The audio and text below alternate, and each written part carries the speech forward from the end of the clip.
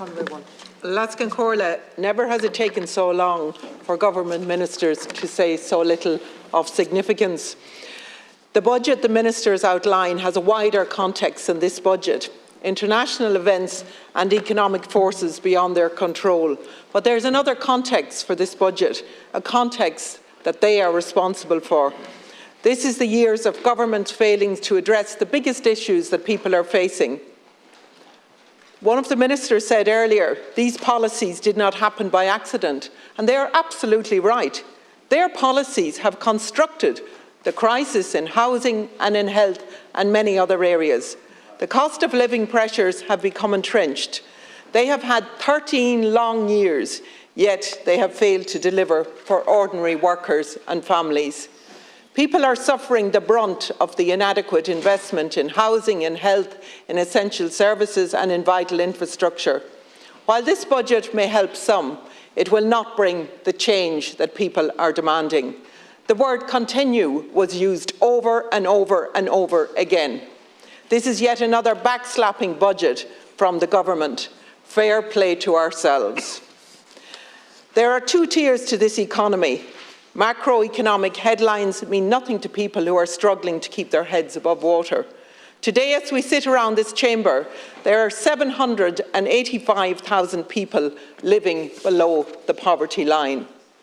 After housing costs, 1 in 5 people are existing, not living in poverty. They include renters, lone parents and children and adults with disabilities. Almost half of all renters are at risk of poverty. 1 out of every 2 lone parents are at risk of poverty. 14% are living in consistent poverty. Half of all people living with a disability are at risk of poverty. This state has the lowest employment rate of people with a disability in Europe. Why? Because the barriers to employment for people with disabilities have never, ever been tackled. This government are economically short-sighted. They have failed on the biggest challenges we face in housing, health and cost of living. Not only have a generation been forced into a life of renting, this government has turned the state itself into a renter. Private companies are being given more and more control of our public services. Outsourcing, private consultants and leasing contracts are siphoning off vast amounts of public money. Private companies will now own 90% of all primary care centres, with the state just being a tenant. We're paying 20 million a year in rent. It costs more in the long run, and the site and the building will never ever be owned by the state, and leaves future health budgets in the hands of developers and landlords. They're doing the same thing in third-level education, controversial public-private partnerships for technological universities, developer-led, with the government paying for 25 years for the right to use the building. The European Court of Auditors criticised this as bad value for money, but the government chooses to ignore these warnings, pushing ahead despite the long-term impact on public finances. There are 40,000 civil servants, 900,000 square metres of office space. The government chooses to rent 40% of this office space. This is despite a government report stating that it is 30 to 40% cheaper to buy office space, and still they choose to continue to rent. Why are we expanding in all these areas when we have the money to do things properly? This is an obvious step that the government could take to reduce costs in the medium term. We need a government that thinks and plans beyond the annual budget. Huge costs are associated with the failure to deliver social and affordable housing. I'm reminded of Minister Donoghue's first budget speech. It came in 2016, after 5 years of Fine Gael in government. Since then, obviously, we've had 7 more years of Fine Gael and 7 more budget speeches. Addressing this chamber that day, he said, housing was a core priority. A core priority. He went on to say that 47,000 new social housing units will be delivered by 2021. The truth is, housing has never been a Fine Gael priority, and we see from today's budget it is still not a priority. We know that because only a small fraction of those houses were ever delivered. Had they kept their word, people wouldn't be locked out of home ownership. Rents wouldn't have skyrocketed. The number of people homeless wouldn't have doubled. As we sit here today, looking at all of the seats in this chamber, we should remember the number of children without a place to call home today or tonight could fill this chamber 25 times over. And you say that this country is one of the best places on earth to be a child. Well, tell that to those children. And that doesn't even count those that are crammed into rooms with relatives. Could you imagine what it's like to be the parents of those children? More than twice the number of children homeless today than when that budget speech was given. More than twice as many as when we were told that housing was a priority for Fine Gael. Hundreds of thousands of other lives have been put on hold. 2 out of 3 people under 30 are living with their parents. It's hard to believe in a country as rich as ours that there are 522,000 adults living with their parents, up substantially since 2016 and one of the highest rates in Europe. Most of them are in employment, but a job no longer means you can afford somewhere to live, somewhere to start a family. This budget tells me that this government cannot and will not get to grips with the housing crisis. There is no increase in their targets, and their targets are universally seen as too low. Sinn Féin would deliver 21,000 social and affordable homes. There's a scale of investment that is needed, the sense of urgency that is needed. We have seen the opportunity to make lasting difference in people's lives by addressing housing. People need a government that is willing to stand up for them. Ending the housing crisis is Sinn Féin's #1 priority. Then we look at health. You've not only seen a deepening crisis in housing, you have overseen a deepening crisis in health. In Minister Donoghue's same speech in 2016, he said health was also a core priority. As of this summer, there are more than 880,000 patients on hospital waiting lists, almost 1 million people. That is double the number in 2016, when health became a Fine Gael core priority. How can anyone trust this government to deliver? Hospitals are operating at dangerously unsafe levels. They broke a new record, as Pierre said, on Tuesday, the 3rd of January 2023, with 931 patients left on trolleys. It is heartbreaking to see average waiting times in some hospitals reaching over 27 hours. I struggle to imagine the hardship and the turmoil that must cause patients, families and the staff. In a letter to government this week, 78 Donegal GPs wrote, "We cannot continue to sit back and watch our patients wait for hours in ambulances at the door of emergency departments or on hard chairs waiting for treatments. That is what you have done. Is it any wonder that 9,000 people every month leave emergency departments without even being seen? Again, more than twice as many than in 2016 leaving without emergency care.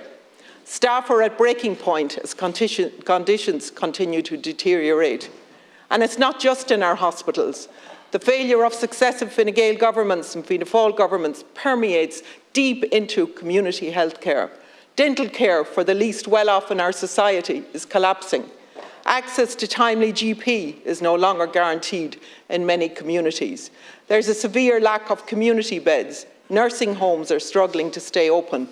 The lack of investment in mental health has destroyed lives and wrecked families. Nowhere is the change more badly needed. For too long under Fianna Fáil and Fine Gael, our health service has lurched from crisis to crisis. Patients and healthcare staff deserve better. You've brought forward a budget with essentially no new measures. 100 million in a budget the size of health will have no impact whatsoever. When I listened to the Minister's speeches, I thought, this government has thrown in the towel on health.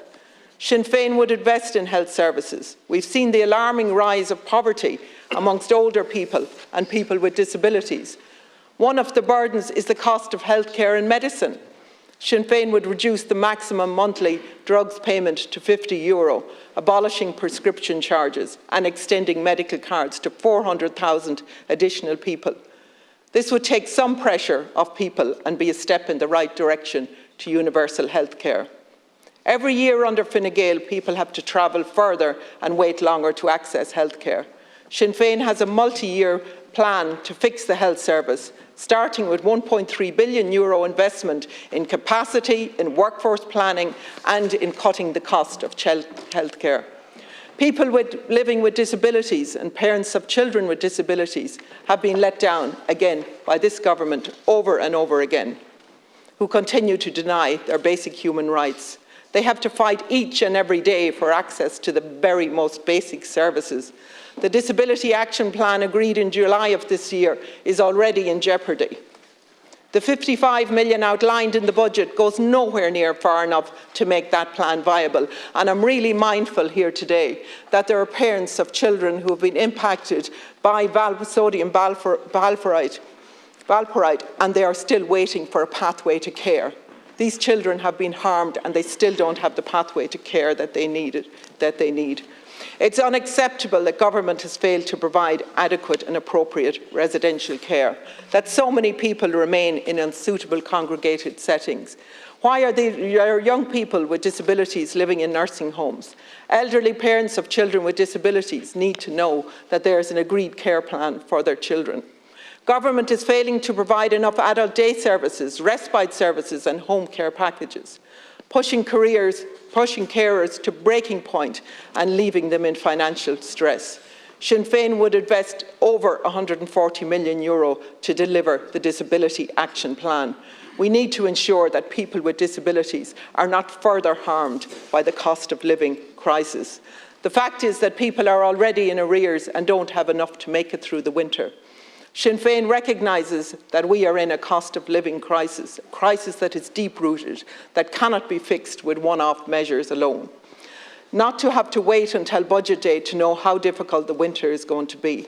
Every year a Christmas bonus is announced as if it's some type of a gift. People who rely on state pensions, disability payments or any other payments deserve certainty. Many are still struggling to get by, but that's why Sinn Féin set out a proposal to invest €1.7 billion in social protection. We would increase child benefit. Sinn Féin would really address child poverty. Poverty among retired people has also been increasing in recent years. This is an alarming trend. An increase in pensions alone will not tackle the consistent poverty faced by some. More targeted increases to the living alone allowance and to the fuel allowance is required. This must also be combined with a plan to ensure older people have secure housing. Sinn Féin would also target greater support to children and families. The €7 million allocated by the government for capitation for schools is shocking. Schools are struggling with increased costs. This will continue to push the cost onto parents, even through the so-called voluntary contributions. There is nothing here on student accommodation. There are thousands of student beds that could be unlocked as if they were serious about addressing the annual crisis in student accommodation. That's why we allocated in the alternative budget €100 million capital to unlock all of those projects. The Students' Union told you last week that accommodation hasn't been provided. This €100 million is good for students and for parents and would take the pressure off the private rental market. Finally, the government has been persuaded and pushed into acting on childcare. Despite the government commitment, parents will be forced to wait until September 2024 to see any reduction in their fees. Since 2017, our spokesperson on children, Kathleen Funchion, has fought hard to convince the government of the need and the importance of investing in childcare. Now we urgently request that they address the issues for smaller providers, particularly those with the ECCE model. The wage talks must continue and workers in the childcare sector must have their qualifications and professionalism recognised. People, particularly women, are being pushed out of the workplace by unaffordable childcare. We have labour shortages and desperately need affordable childcare. Sinn Féin recognises that the cause and effects of climate change are not equally shared. The wealthiest 10% of the population emits nearly as much as the bottom 50%. At the heart of any green transition must be fairness. The only way we are going to deal with the climate emergency is through transformational and brave leadership, empowering households and communities and various sectors of the economy to take collective action. The allocation of windfall corporation tax into the Green Infrastructure Fund that may not be accessible next year raises the questions about the investment that is needed, the investment that's needed here and now. We are at the bottom 3 in the EU for share of energy use coming from renewables. It doesn't go unnoticed that the climate plan pushes all the hard work down the road, ensuring that all the heavy lifting is beyond the lifetime of this government. Even the lower targets government have set themselves have not been met. This is because too many people are being left out. The government's retrofit scheme does not work for most people. Social Justice Ireland have argued the scheme is deeply regressive. Last winter, 1 in 3 people in the state experienced energy poverty. The extent of energy deprivation is often hidden. We just don't know how many people don't turn on the heat because they fear that they can't afford it. Still, the government prioritises those with the greatest means over those in the greatest need. So a wealthy householder can access 25,000 of taxpayer-funded grants for a deep retrofit. Many with far greater need cannot access basic measures such as an attic or wall insulation. At the same time, they are punishing people that rely on solid fuel or heat for heat. Households that are often cold, rural homes with high emissions. We need to help households to move away from solid fuels rather than just penalise them. That is why Sinn Féin would introduce a specific scheme for households relying on solid fuel. The only way to meet retrofitting targets is to reform the unfair system and to ramp up investment. Sinn Féin would allocate an additional €182.5 million for residential and community retrofits and solar under the Department of Environment.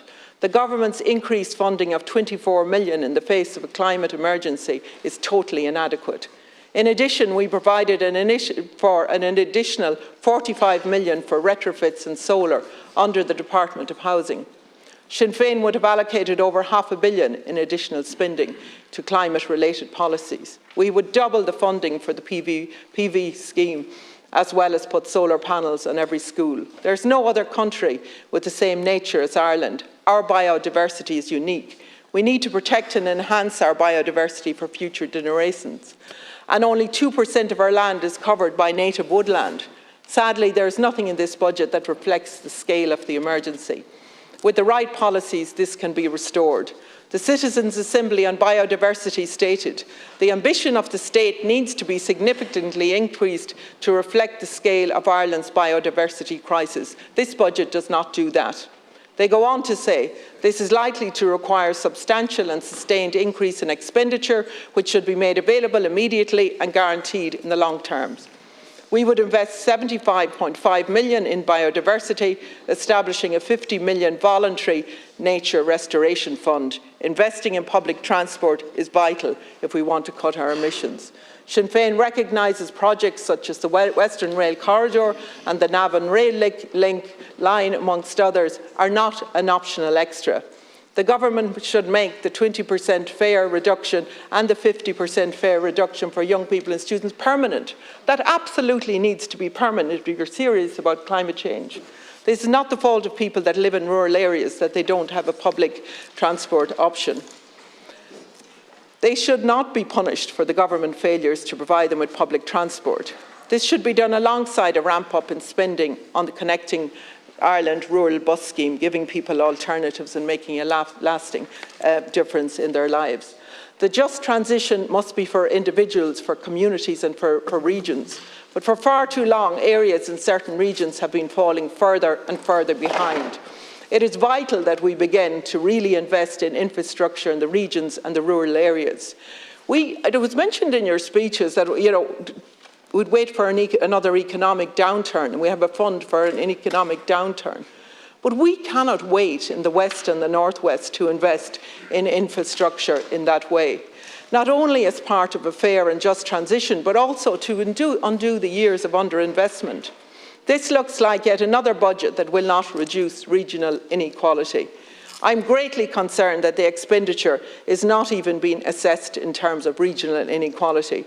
GDP of the North West has fallen 11% further below the EU average since Fine Gael came into power. The gap between incomes in the North West and the rest of the state is now 3 times higher than it was when you took over a decade ago.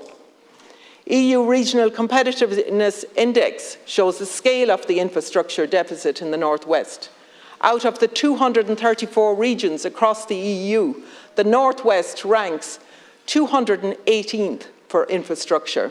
That places the region in the bottom 7%, alongside some of the poorest regions in the EU. This government has no plan and no vision for rural Ireland, the West or the North West. This is evident in their unwillingness to commit to road and rail investment. It is evident in the lack of ambition for grid infrastructure for green energy. The region urgently needs roads and rail infrastructure, including the N17 and the Western Rail Corridor, as well as substantial investment in Knock Airport and in our regional airports.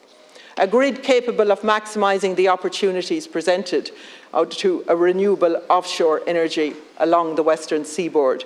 We have the expertise, we have the determination, and we have the local leadership to deliver on the promise of the Atlantic Economic Corridor. To do this, the West and the North West needs an infrastructure stimulus package. We didn't see it in this budget. What is good for the North West is good for the state as a whole. Pressure needs to be taken off the bigger urban centres. When we look at agriculture, we need to support family farms and fishing communities to enable that they are sustainable and financially viable. We are asking more and more from farmers in terms of climate and food security. Farmers and fishermen want a government that will work with them, not against them. Sinn Féin have long called for the increased payments of €20 for ewes and far greater support for suckler cows. We would like to have seen a €300 per cow. I am concerned to see only 33 million in additional core funding to cover the new measures, and will need to see those obviously in detail. When we look at justice, the increase in the trainee Garda allowance is the right decision, as Sinn Féin outlined in our alternative budget when we called for the allowance to be doubled. This is finally a step in the right direction. It should never have taken this long to begin addressing the recruitment challenges. After 12 years of Fine Gael in charge of justice, there is a crisis in policing. This hasn't just happened, it's been allowed to become worse year on year. Fianna Fáil started closing the Garda stations, and Fine Gael just carried on. There are fewer Gardaí and Garda stations now than there were before either of them took over the last government. People have a right to feel safe in their homes, on the streets and in their communities. 12 years of Fine Gael and Fianna Fáil in the Department of Justice has done real harm to our justice system. Our defence forces are at a critical juncture. Due to the failures of successive Fianna Fáil and Fine Gael governments, there is a significant retention and recruitment crisis. In each year that you have been in office, more people have left the Defence Forces than joined. The Commission on the Defence Forces set out a need for additional capital expenditure of 250 million in 2020 figures each year for 10 years. Last year you missed the target by 70 million. You missed by 70 million again today. The single most important thing that can be done to address the retention and the recruitment crisis is the application of the Working Time Directive to the Defence Forces. But this budget makes no provision to either collect the data necessary or to implement the directive next year. Sinn Féin wants to build our defence forces so that they can protect the Irish neutrality and sovereignty. That won't happen without investment, and clearly it won't happen without Fianna Fáil and Fine Gael. Then we turn to Irish unity. It seems like that everyone is preparing for the reunification of our country, except the government. The budget again allocates no money for the preparation for reunification. We've seen the success of citizens' assemblies in addressing the big challenges and opportunities this state is faced with. Setting up a citizens' assembly to look at all aspects of Irish unity is a no-brainer. So to present a budget without provision for a citizens' assembly demonstrates just how far this government is removed from people and communities that want an opportunity to actively prepare. While this government remains in power, it's up to the rest of us. Academia, civil society, sports organisations and business communities, the wider public and the diaspora. So to push forward with preparing for the challenges and opportunities, we need to allocate dedicated research funding to empower people at all levels to continue this work, to begin imagining what a new Ireland can look like, what an Ireland without Fianna Fáil and Fine Gael can look like. And everyone has their part to play in this. No part is too great or too small. No one is too old or too young. People will see that the government has again failed to play its part in this budget. Yes, some people have been given back some of their own hard-earned money. We see people who have benefited at the cost of people who haven't. But too much of people's money continues to be squandered. Too much of hard-earned people's money continues to be wasted. Too much has been spent on layers and layers of bureaucracy. Too much has been spent without ever measuring the outcomes or evaluating where people's hard-earned money goes.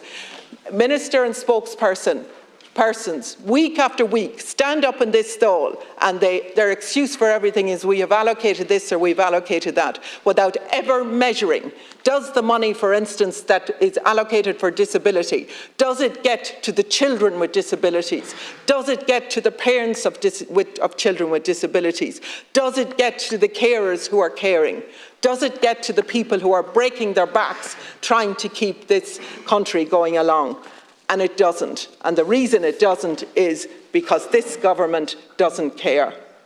I know that you want to continue business as usual, but the fact is, and the fact that everybody can see here today is, the longer this government are in power, the worse things people get for them and for their families.